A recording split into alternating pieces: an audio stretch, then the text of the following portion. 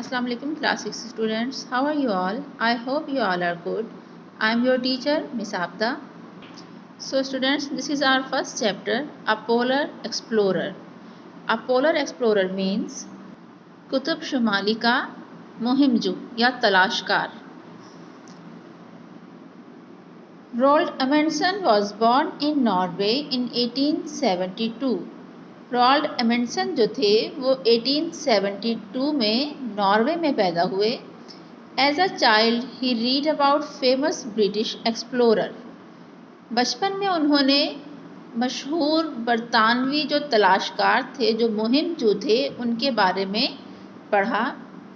He joined as many sports teams as he could. वो खेलों की जितनी टीमों में शामिल हो सकते थे वो होते रहे.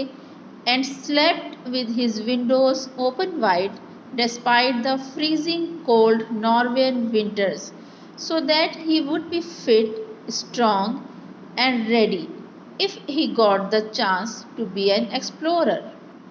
वो नॉर्वे की फ्रीज कर देने वाली, जमा देने वाली, ठिठरा देने वाली सर्दी में अपनी खिड़कियां खोल कर सोते थे ताकि कभी अगर उन्हें एक्सप्लोरर बनने का चांस मिले तो वो बहुत फिट हो, यानी तंदुरुस्त हों और मजबूत हों, और उनकी जो बॉडी है वो उस ठंड की आदी हो चुकी हो.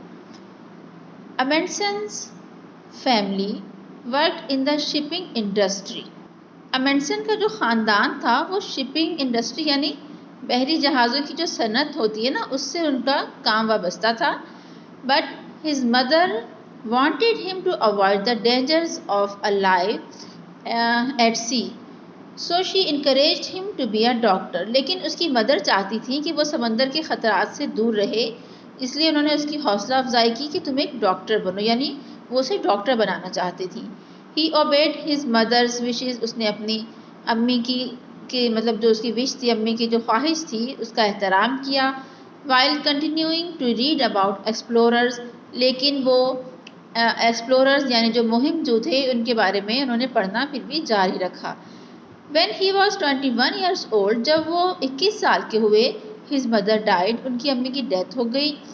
Amundsen left university. अमेंडसन ने यूनिवर्सिटी छोड़ दी and began his life as an explorer, और अपनी लाइफ शुरू की एज अ तलाशकार या एज अ मुहिमजू की हैसियत से उन्होंने अपनी ज़िंदगी दोबारा से शुरू की. Now some of Amundsen's achievements. Amundsen के कुछ कारनामे यहाँ पे उन्होंने 4 लिखी हुई हैं उसकी achievements. He was the first to pass through the North West Passage in the Arctic Ocean. वो आर्कटिक ओशन की जो गुजरगाह थी, यानी बहरे से कहते हैं बहरे मुंजमिद शुमाली, उसकी जो गुजरगाह थी नॉर्थ वेस्ट से कहते हैं शुमाल मगरबी पैसेज, शुमाल मगरबी जो गुजरगाह थी वहाँ से गुजरने वाले ये पहले शख्स थे. He was in the first expedition to reach the South Pole on 14th December 1911. यानी 14 दिसंबर 1911 को जो पहली मुहिम वहाँ पर हुई थी कुतुब जनूबी पर, उधर पहुँचने वाली पहली मुहिम का भी वो हिस्सा थे, इसमें वो शामिल थे. साउथ पोल यानी कि कुतुब जनूबी.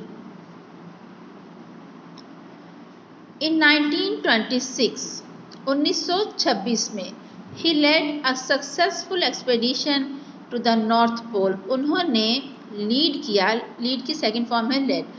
उन्होंने लीड किया यानी उसकी सरबराही की उस मुहिम की जो कि नॉर्थ पोल पहुंची थी. उनकी पहली जो टीम पहुंची थी ना कुतुब शुमाली में, नॉर्थ पोल यानी कुतुब शुमाली में जो पहली टीम पहुंची थी उसे उन्होंने लीड किया था, यानी उसके वो लीडर थे, सरबराह थे.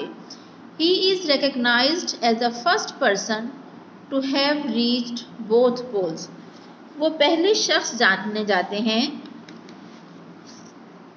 रॉल्ड अमेंडसन पहले शख्स जाने जाते हैं जो दोनों पोल्स पर पहली दफ़ा पहुँचे, यानी पहला ऐसा शख्स था जो नॉर्थ पोल और साउथ पोल पर पहली बार पहुँचा था, वो रॉल्ड अमेंडसन थे.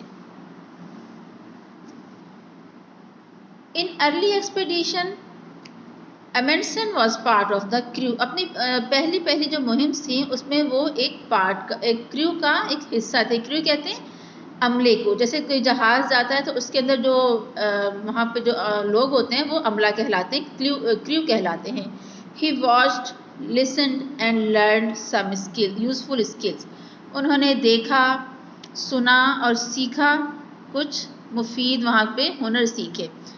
Once on a ship trapped in ice, एक दफ़ा जब उनका जो जहाज़ था वो समंदर में बर्फ़ में फंस गया। He observed how the doctor's hunting skills provided the crew with the fresh meat. तो उन्होंने क्या देखा, जब एक दफ़ा उनका जहाज़ जो था वो बर्फ़ में फंस गया तो उन्होंने ऑब्ज़र्व किया, यानी मुशाहिदा किया कि कैसे डॉक्टर के शिकार करने का जो तरीका था उसने वहाँ के पूरे स्टाफ को, उनके क्रू को ताज़ा गोश्त फराहम किया। And kept them from scurvy and kept them free from scurvy. और स्कर्वी से किस तरह से उन सबको महफूज रखा। अब स्कर्वी क्या था वो आगे बता रहे हैं। Scurvy is a disease. Scurvy एक बीमारी है caused by a lack of vitamin C. किसकी वजह से ये होती है? विटामिन सी की कमी की वजह से होती है। It can lead to illness, the loss of teeth and death from bleeding. Scurvy की वजह से क्या होता है कि बहुत ज़्यादा वीकनेस हो जाती है, दांत गिरने लग जाते हैं और जिस्म से खून निकलना शुरू हो जाता है, जिसकी वजह से डेथ हो जाती है। ये वहाँ की बीमारी थी स्कर्वी, जिसकी वजह से वहाँ पे डेथ हो जाया करती थी। तो उन्होंने ये भी सीखा कि स्कर्वी से किस तरह से बचा जा सकता है। When he was 28 years old, जब वो 28 साल के हुए, अमेंडसन became the leader of expeditions with his own ship Zoa.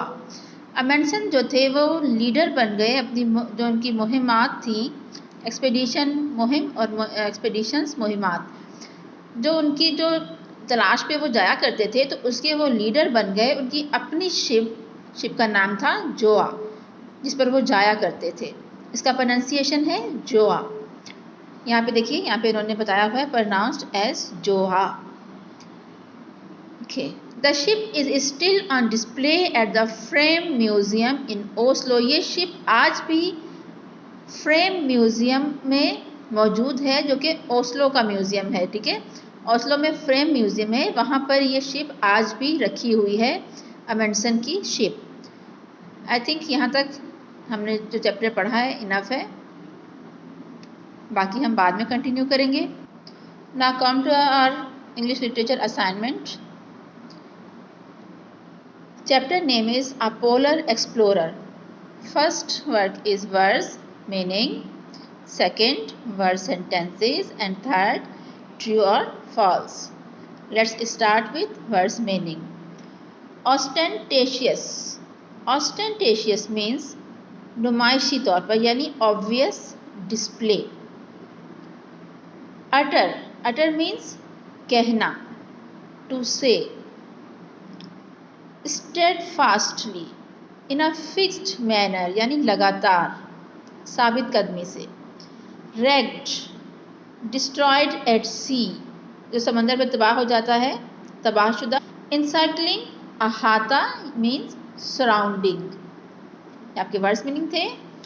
Second word है हमारा वर्ड्स सेंटेंसेस। स्टेडफास्टली, अभी हमने यहाँ पर भी पढ़ा, स्टेडफास्टली मीन्स लगातार। Sentence, she steadfastly refused to speak a lie, वो लगातार इनकार करती रही, उसने लगातार इनकार किया झूठ बोलने से। ऑस्टेंटेशियसली।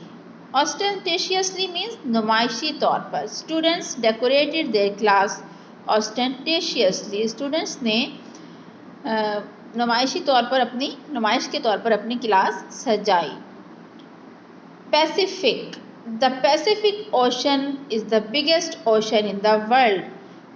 पूरी दुनिया का सबसे बड़ा जो ओशन है, जो समंदर जिसे कहते हैं, वो है Pacific ocean, is the biggest ocean. Reciprocate, act in return, किसी की बात का जवाब देना, यानी बात बराबर करना। I would like to reciprocate for your kindness, मैं आपकी काइंडनेस का ज़रूर मस्बत जवाब दूंगा। यहाँ पर पॉजिटिव रिस्पॉन्स की बात हो रही है इस सेंटेंस में।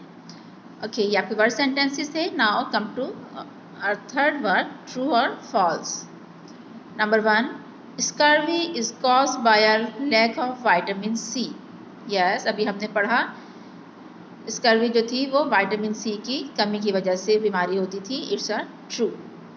Second, getting to North Pole was easy. No, it's false, बहुत ज़्यादा मुश्किल है। It is always dark at the South Pole. South Pole में हमेशा अंधेरा रहता है।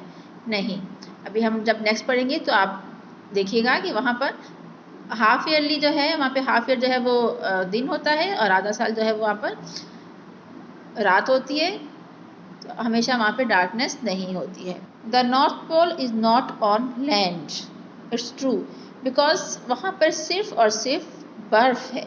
वहाँ पर खुश्की, लैंड का यहाँ पर मतलब है कि खुश्क एरिया, खुश्की नहीं है वहाँ पर, ज़मीनी आपको एरिया कोई वहाँ पर नज़र नहीं आएगा। वहाँ पर सिर्फ और सिर्फ बर्फ़ है।